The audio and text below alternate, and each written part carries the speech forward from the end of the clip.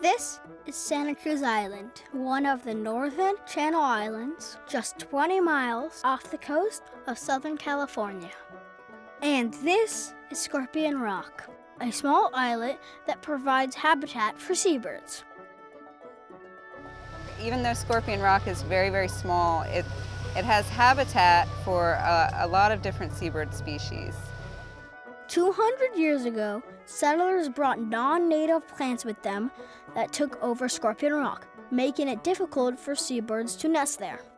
So now, the Montrose Settlement's restoration program is replanting Scorpion Rock with native plants grown from seeds found on Santa Cruz Island. These plants should make a better home for the seabirds.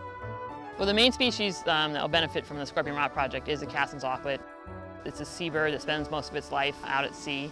It comes to these rocks and islands, and it's important for the habitat to be here for them to come and have chicks and lay eggs. All the plants have to be skiffed ashore. The approach to the rock is sort of a crumbly little ridge. Helped by dozens of volunteers, the plants are handed up from the boat in a fire line. Since the project began, they have planted more than 6,000 plants. Our hope is to restore a substantial amount of native cover that will provide habitat for the auklets.